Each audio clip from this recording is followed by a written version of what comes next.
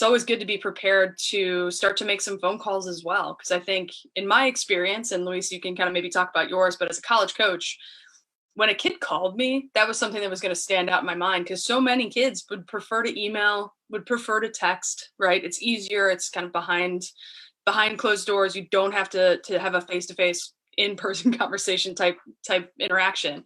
So when a kid called me, I knew it made them uncomfortable. So it was already like they're getting over things.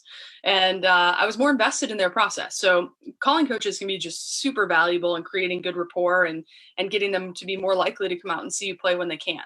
So, I mean, what was your experience with phone calls with student athletes as a college coach?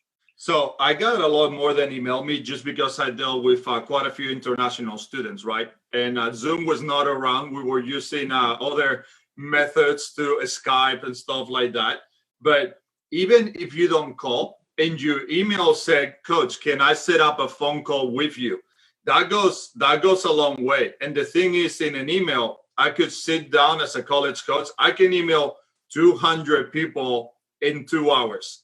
But in a phone call, I don't get to think about what my response is. I don't get to type something, then click the backspace in case, this doesn't sound right. You get to hear me live, and I have to know about you, and you get a sense of, does this coach really know me? Does they really want me? Or am I just one of those 1,000 kids that Lindsay mentioned that are out there?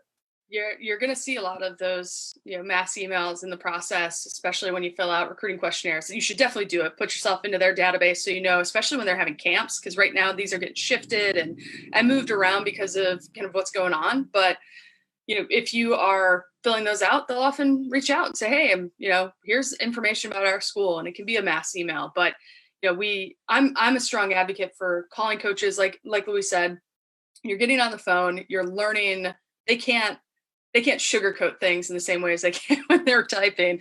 So I'm all about asking direct questions. Where do you see me fitting? Have you seen me play? What do you think? What are my strengths? Where can I provide help for your program? Okay. You'll know pretty darn quickly whether or not a coach is really invested in you and seen you play and looked at your profile and seen your video. So, I think it's great advice overall, kind of no matter where you are in the process. Be direct. It's okay if a coach doesn't like you. It's one coach, it's not the end all be all.